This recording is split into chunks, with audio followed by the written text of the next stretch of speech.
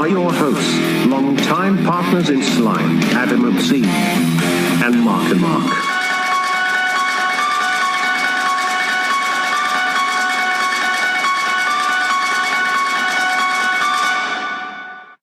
Listeners and listeners, this is Wastelands, and you know what that noise means, Marco Mark?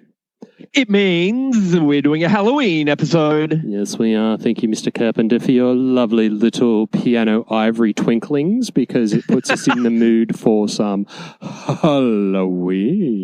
Halloween. Fantastic. Mate, I wanted to do something tonight about the partners in crime, much like us as partners in slime, that go together, which is 80s horror movies and 80s hair metal.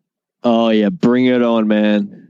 I don't think there's anything that it typifies a childhood of being brought up in a VHS era is getting bad horror movies from the video shop and discovering their soundtracks. Oh, yeah. Absolutely. And this is a recurrent theme for us, right? We do this all the time. We regale of tales of ye olde days of discovering music through videos. But I wanted to dedicate a Halloween-themed episode because I've sort of gone with 8 tracks that are synonymous with like 80s bad films. Look, I really feel that it gets you in the mood for Halloween. Are you in the mood for Halloween, my good man? I am now. Absolutely. All right. So what I'm going to do is I've got a series of songs and the movies and some weird-ass factoids, and I'm basically going to take you on a journey through the ages of the mystical land of the 80s metal and horror. So might as well start with the first one, right? Oh, yeah.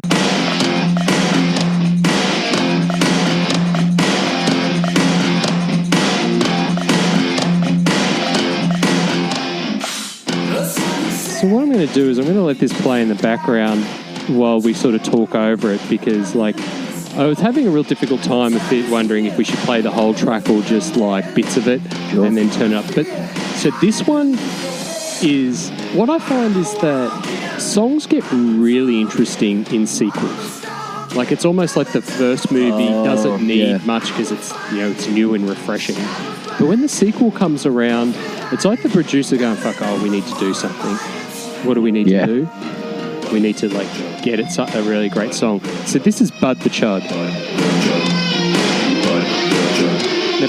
Now, Bud the Chud is the sequel to Chud. Now we've spoken about Chud in the past. It's cannibalistic humanoid underground dwellers.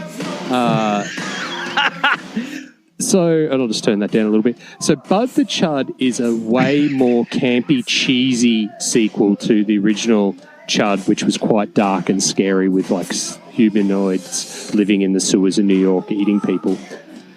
This track was written by a producer called Nicholas Pike, but it was sung by Kipp Lennon. And Kipp Lennon's funny because he's not really what you'd call a cock rock lord, and pretty much no one really heard from him, except for the fact that he was in a folk band called Venice.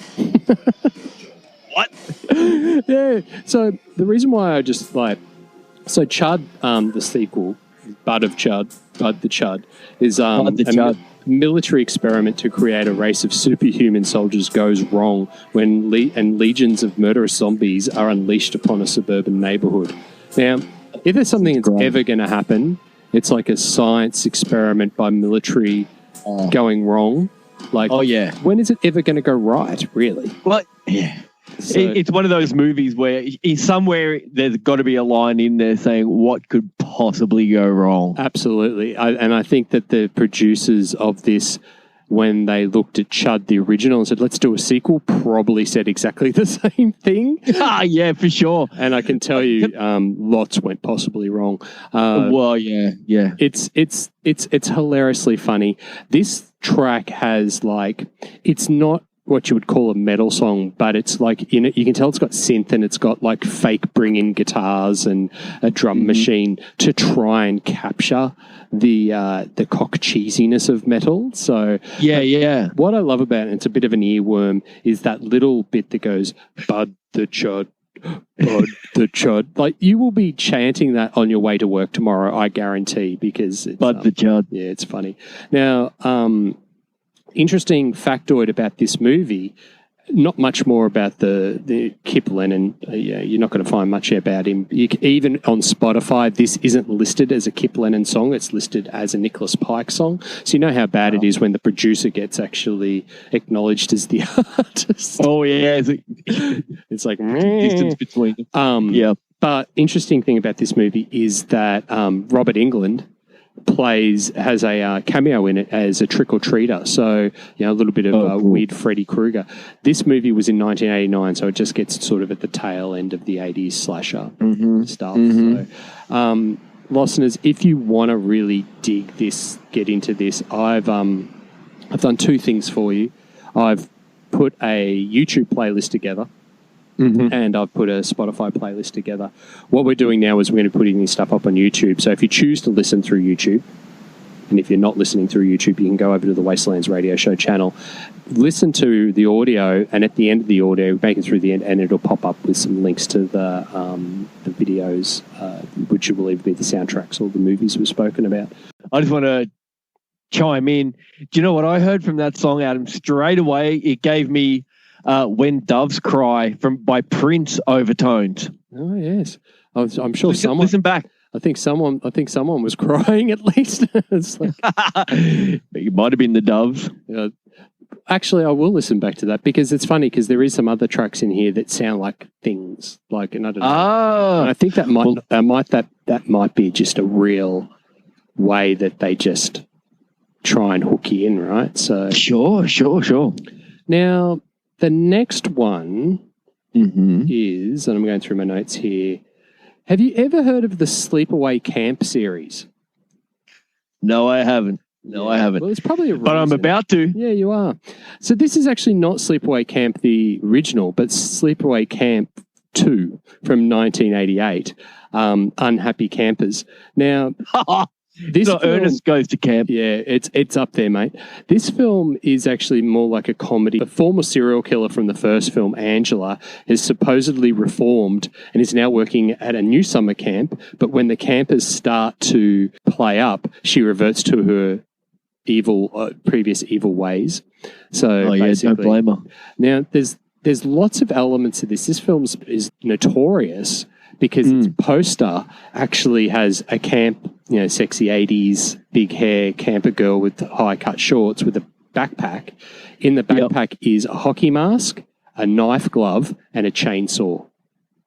Ooh! So it is just blatantly going, well, if you like these types of movies, you'll love this.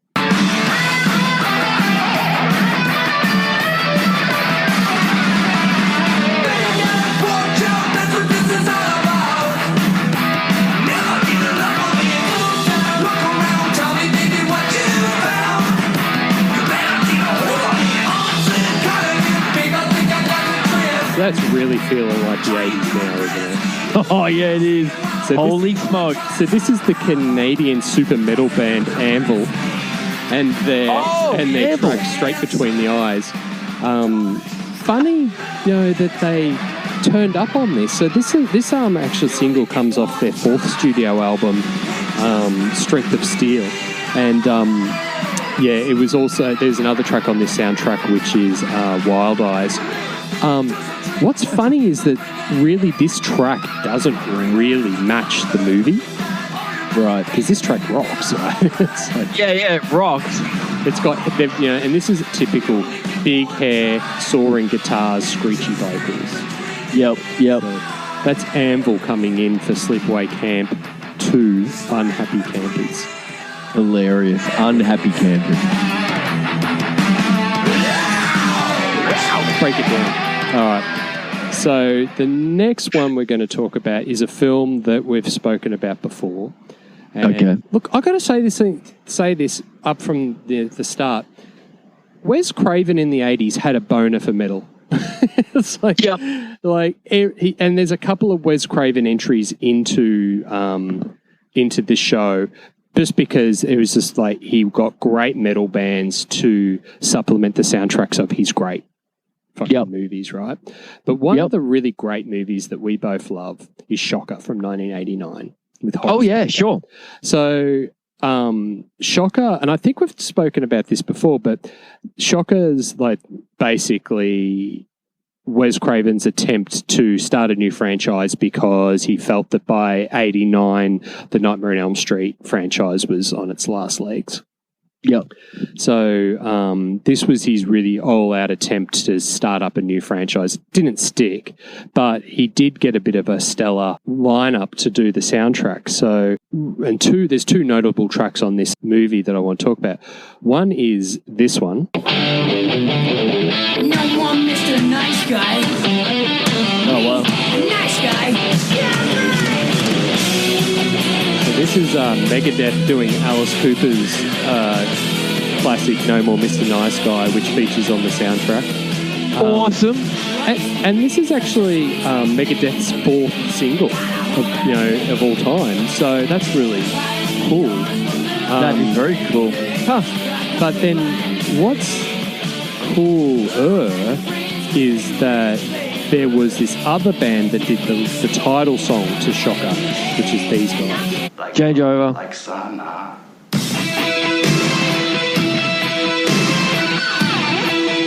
This has got some guts to it, right? Yep.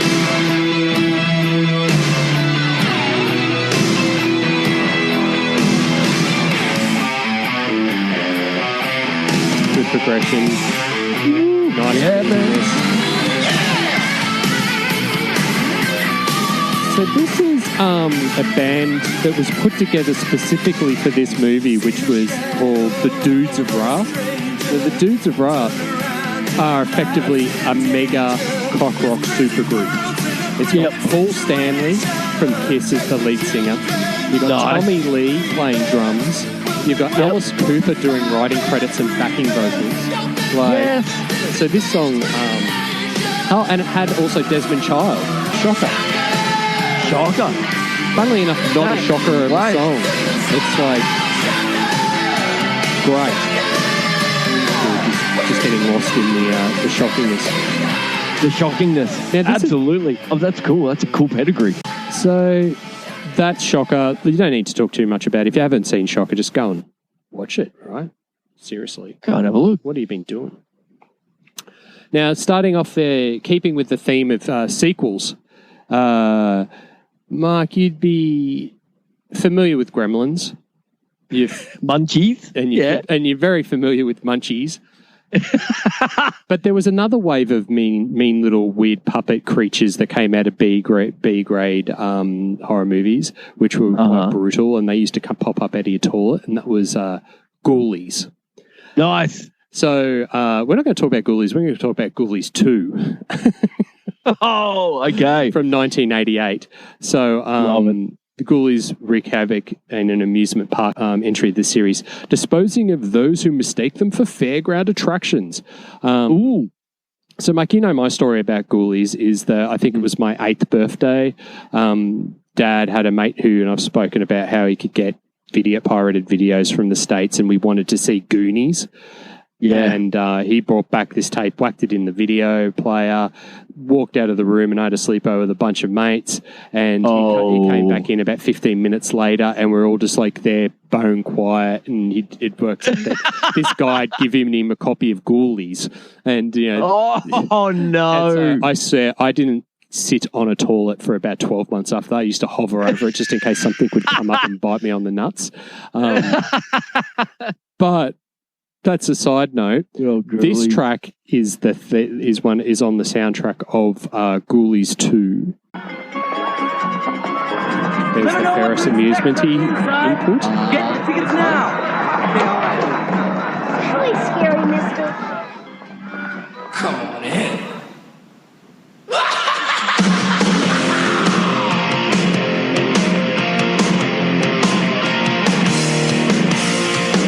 This could be 80 songs from the 80s. Yep. Come on in, no, this ain't no dream. Better hold on tight, things ain't what they seem, no.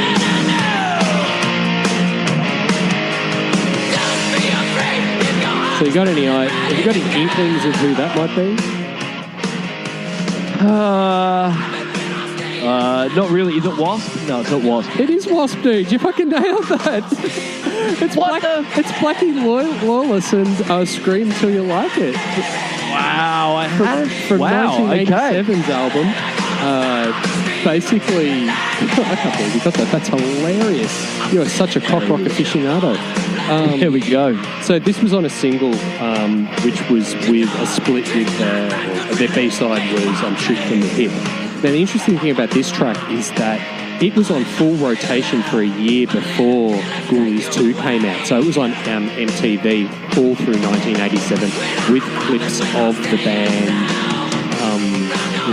fruiting around in an amusement park with fucking little gremlin, the Munchie Ghoulies. That's cool. Yeah, but yeah, good song. W.A.S.P.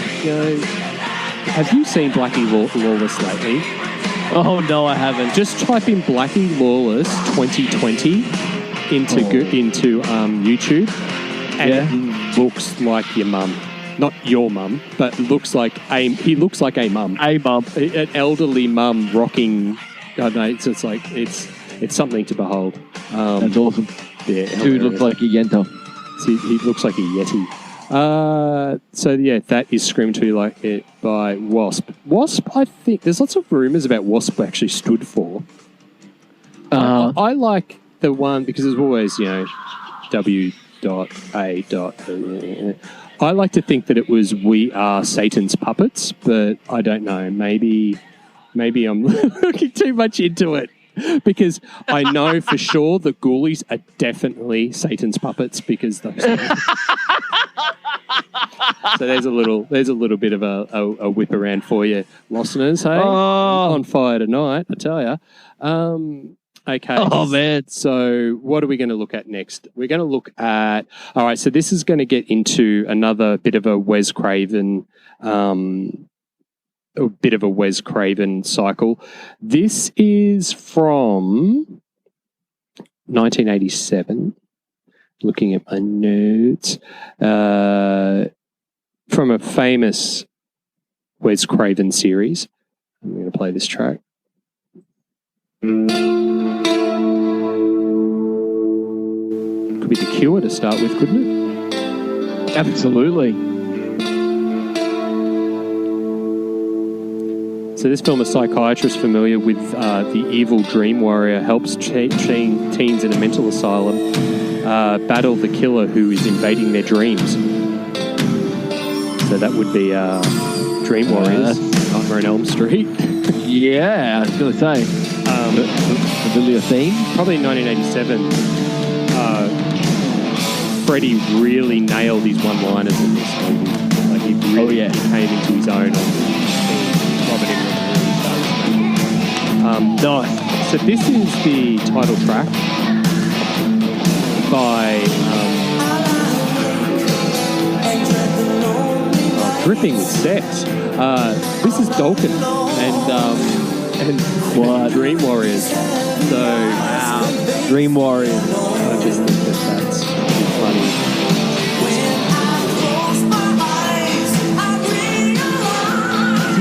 You can just really feel Nightmare on Elm Street all through this movie.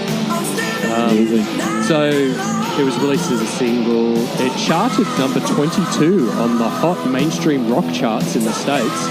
Can you believe that now? It was from the fourth album, Back to the Attack, from Dokken. So that's pretty great. And the interesting factoid about, couple of factoids, is that on the VHS, Australian VHS release, the music clip was released with this at the end of the credits. Cool. And it's like Dokken's battling Freddy, and they actually vanquish Freddy, and Freddy sort of wakes up from his nightmare and looks to the camera and goes, "Who the hell were those guys?" Nice. And the other interesting thing is Freddy's glove was stolen off the set of this movie and turned up a year later in the tool shed of Evil Dead 2. And it actually you can see the glove in the tool shed. So that's nice. So that's a nice little factoid for you. There you go, Losses. Continuing the Nightmare on Elm Street theme, we're going to go with this one.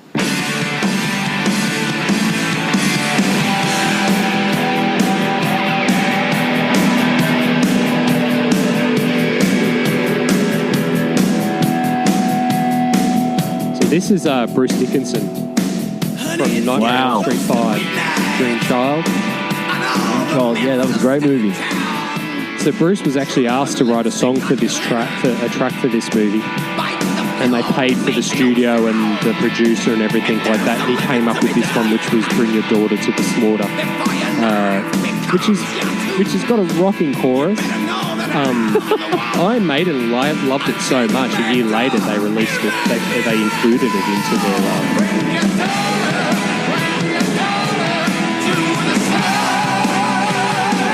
That dude has some pipes, right?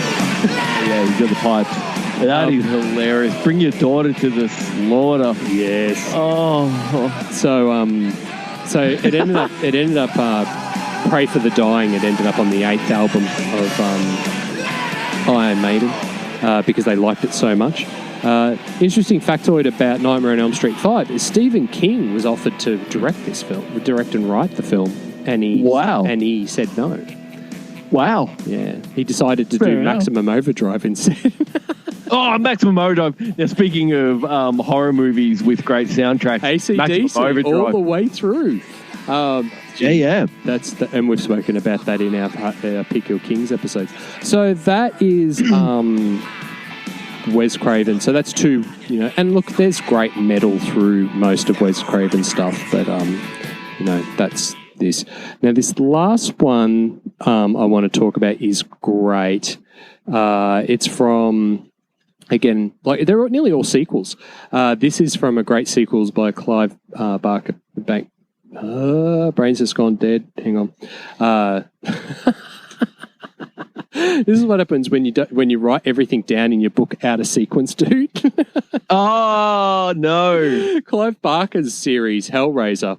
This is by the time you get to the third Hell on Earth, and it gets really cheesy. But this track.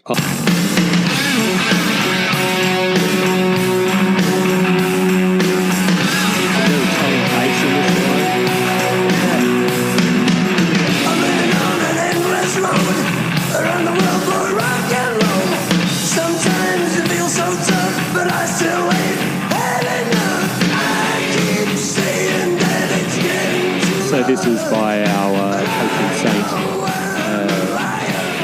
Lemmy Kilmister.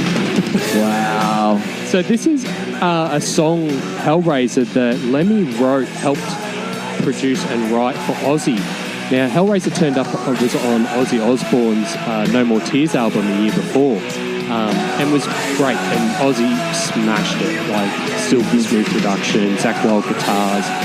This version, Lemmy was asked to record for Hellraiser 3, and has a distinct Motorhead touch. It's been stripped back, stronger bass. You've still got elements of Zakk Wylde's guitar in it, but the bass is really pummeling your ears while Lemmy screeches through.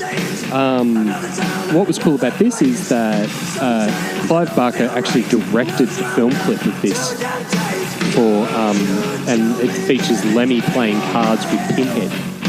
Nice. Oh, yeah. Why haven't I seen that? I know, it's amazing. It's on the YouTube playlist. So go and check that out. The other thing too, I guess, as a factoid about this movie is that Peter Jackson was actually asked to direct this, and he said no. Wow. And I guess he wanted to do something else. I don't know. What would it have been? 1992. Who knows what he was doing then? Maybe planning Lord of My Rings. But then this is the first movie where Pinhead is actually referred to as Pinhead up until he was like the Cenobite or whatever. Right. So that is my 8. Now there's some notable mentions that aren't in here. So you can't. It's not really metal, but the movie Killer Clowns from Outer Space. The title track from that, the Dickies actually recorded, and cool. It's very cool. You can't really talk about cock rock movies, horror movies, without mentioning Trick or Treat, which we've spoken about with Fastway doing the soundtrack on that. You've already talked about Maximum Overdrive with AC/DC. and then anything that John Thor has been in. For sure. Just whitewash that. Everything. Black Roses is another great one, with metal all through it. But look, it scratches the top of the surface. But these are the ones that I just wanted to talk about because they are like, there's a couple of threads that go through their sequels, they're great metal, they've got lots of connections in and around them. And fuck man, it's Halloween, it's our show, so I can do what the fuck I want. So there you go. Oh, it's awesome. That's really it. I like I said, listeners and listeners, I've done this up on a YouTube playlist. If you go over to our channel, like I said before, you listen to all, make it to the end of it and you can click on, or you could scrub through it, I guess. If you want to be a party pooper. And then you can watch the music clips. And we've got a Wastelands Spotify account, which I'll put the link up and you can listen to the awesomeness. I put some gems in there too. So there's the 8 that we've spoken about tonight, but then there's also some other hidden gems from other movies which have notable connections. I think one that I've got to say, it's not really a horror movie, but it's actually a great 80s movie, which is Weird Science. And Oingo Boingo, which is the funnest name in the world, the band name in the world to say. Their title track, Weird Science, it's great. For sure. So that's about it. Listeners, you can catch us on all the platforms where you get your podcasts. Just type in Wastelands Radio Show. We are on the emails, which is wastelandradioshow@gmail.com. And you can catch us on the website where you can find our merch store at wastelands.com.au. Cheers, dudes. For supporting us and all the friendly words that have been kicking our way. We are slowly creeping our way to absolute superstardom. Not. Not. That's okay. We know we dwell in the realm of obscurity, and that is fine. We who lurk in the darkest reaches of the internet, we'll remind you to be kind, rewind, and Mark, is there anything else you would like to add? Melbourne, well done for making it all the way through lockdown. And it's good night from me. And it's good night from him.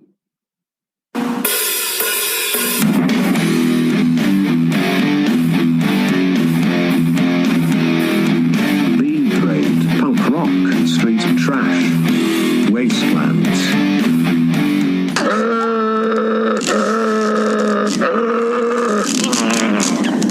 It's over! It's finished!